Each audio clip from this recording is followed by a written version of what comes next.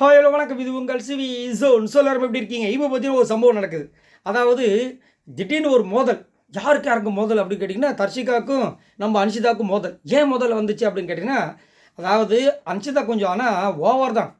திடீர்னு பார்த்தா ஜாக்லின் மேலே சம்பவம் காண்டில் வந்துட்டு இந்த நாமினேட் பண்ணும்போதும் சரி, ரயான் வந்துட்டு ஜாக்லின் சொல்கிறதான் கேட்குறன்ற மாதிரிலாம் கலாச்சாங்க. திடீர்னு பார்த்தா இன்றைக்கி வந்து தர்ஷிகாவால் ஒரு விஷயம், அதாவது இந்த ப்ரொவிஷன் டாஸ்க் ஒன்று வந்துச்சு. அதில் வந்துட்டு கிட்டத்தட்ட 6500 தான் அவங்களால சம்பாதிக்க முடிஞ்சுது. அதுக்கு உண்டான அந்த ப்ரொவிஷன் நடக்கும்போது விஷாலும் தர்ஷிகா வந்து அங்கே வந்துட்டு பொருளாக சொல்லிட்டு இருந்தாங்க. பின்னாடி எல்லாருமே உட்காந்துட்டு இருக்காங்க. ஜாக்லின்லேருந்து அன்ஷிதாலேருந்து எல்லாம் உட்காந்துட்டு இருக்காங்க. முத்துக்குமரன் மட்டும்தான் போல் எழுதுறாரு. என்னுடைய கேள்வி என்னென்னா, ஏன் எப்போ பார்த்தாலும் முத்துக்குமரன் மட்டும் எழுத வைக்கிறாங்க? அவர் வந்துட்டு வாலண்டியராக நான் எழுதுறேன்னு சொல்கிறதே கிடையாது. இவங்களுக்கு என்னென்னா, அங்கே வந்து டக்குன்னு கணக்கு போடுறதுக்கு ஒரு ஆள் வேணும். அது முத்துக்குமரன் கரெக்டாக பண்ணுவான்ற மாதிரி வச்சு அவர் பண்ணிகிட்ருக்காங்க. எல்லா நேரங்களையும் அவரால் கரெக்டாக பண்ண முடியுமா? அவர் என்ன மிஷினா? கேல்குலேட்டர் தான் கரெக்டாக நம்ம அழுத்து கரெக்டாக வந்துடும். அதுலேயும் நம்ம தப்பு பண்ணுறதுக்கு வாய்ப்புகள் இருக்குது. அதனால தான் செக்குன்ற ஒரு பட்டனே அதில் வச்சுருக்காங்க. சரிங்களா? இங்கே வந்துட்டு என்ன ஆகிடுச்சு, அவரை வந்து இன்றைக்கி போட்டிருக்காங்க. இவங்க மாறி மாறி சொல்லிட்டு இருக்காங்க. 6500 பதில் அவர் ஒரு சின்ன பிழை அவர் பண்ணிட்டாரா, இல்லை இவங்க சொல்லும்போது மைனஸ் ஆச்சான்னு தெரியல. அதில் என்ன ஆகிடுச்சுன்னா எக்ஸ்ட்ரா 200 ஆகிடுச்சு. சரிங்களா? இப்போ இங்கேயே வந்துட்டு கடைசியில் ஏதோ ஒரு பொருளை வந்து இன்க்ளூட் பண்ணாமல் விட்டுட்டாங்க. இப்போ 6700, ஆனால் 250 தாண்டும்போது தான் பிரச்சனை.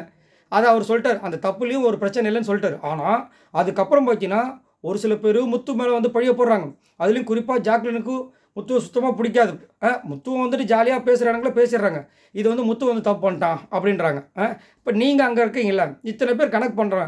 மற்றவங்களாம் சும்மா தான் உட்காந்துருக்காங்க. 2 பேர் பேசிகிட்டு இருக்காங்க, இதை பண்ணலாம் அதை பண்ணலான்னு. அந்த கணக்கு பண்ணுற வேலையை முத்து பண்ணிகிட்ருக்காரு. ஏன் ஒரு 2 பேர் எக்ஸ்ட்ரா இங்கேருந்து பண்ண வேண்டியதுனே? ஏன் தப்பே இல்லையா? ஒரு கிராஸ் செக் பண்ணுறது தப்பே கிடையாது. அதை பண்ண மாட்டாங்க. எல்லாம் முடிஞ்சதுக்கப்புறம் அன்ஷிதா என்ன பண்ணிட்டு இருக்காங்க, டக்குன்னு தர்ஷிகாவை பிடிச்சி கலாச்சிட்டு இருக்காங்க. இதுக்கு தான் நான் அப்போயே சொன்னேன், ஜாக்லின் போயிருந்தால் கரெக்டாக இருந்திருக்குன்னு. இவங்க தர்ஷிகாவுக்கு டென்ஷன் ஆகிடுச்சு. ஒரு பக்கம் வந்து புலம்பி தள்ளுறாங்க. அது எப்படி போகிறதுக்கு முன்னாடி ஓகே, போனதுக்கப்புறமா ஒரு பிரச்சனை வந்ததுக்கப்புறமா ஜாக்லின் போயிருந்தால் நல்லா இருக்குன்னு சொல்கிறதெல்லாம் சுத்தமாக அக்செப்டே பண்ண முடியாதுன்ற மாதிரி காண்டாகிறாங்க. அது உண்மை தான். தர்ஷிகா சொல்கிறது தப்பே கிடையாது.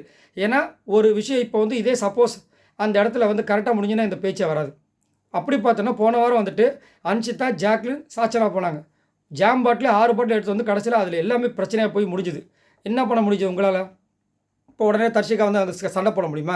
அதெல்லாம் கிடையாது. எல்லாருக்குமே தப்புகள் இயல்பு தான். ஆனால் அது வந்து தாங்க முடியல. பிடிக்காதவங்க பண்ணால் ஏதோ ஒரு பிரச்சனை. அது மட்டும் இல்லாமல் அன்ஷிதாவுக்கு ஆல்ரெடி ஜாக்லின் மேலே தர்ஷிகா மேலாம் காண்டு இருக்குது.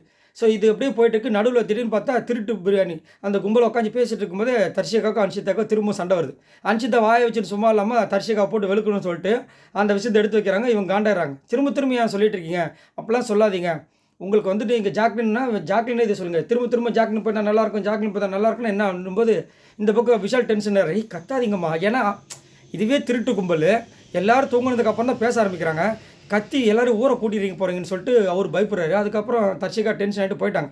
இவங்க இன்னமும் எல்லாத்தையும் கரெக்டாக சொல்லிடுற மாதிரி, இல்லை சொல்ல வேண்டிய விஷயத்த சொல்லி தானே ஆகணும் அன்ஷிதாக்கு. அன்ஷிதா எப்படின்னா சான்ஸ் கிடச்சதுன்னா வச்சு செய்யணும்னு. ஆனால் நீங்கள் தப்பு போடும்போது சிரிச்சுட்டு மடிப்படுறது. என்ன உலகண்டா சாமி. சரி, நீங்கள் உங்களோட கருத்து சொல்லுங்கள். நீங்கள் பார்க்கும்போது உங்களுக்கு உண்மையிலே இது அன்ஷிதா மேலே தப்புன்னு தோணுதா, இல்லை தர்ஷிகா மேலே தப்புன்னு தோணுதா? மறக்காமல் கமெண்ட்ஸ் பண்ணுங்கள். இதில் எப்போ முத்து உள்ளே வந்தார் அதையும் சொல்லுங்கள். பாய் நண்பர்களே.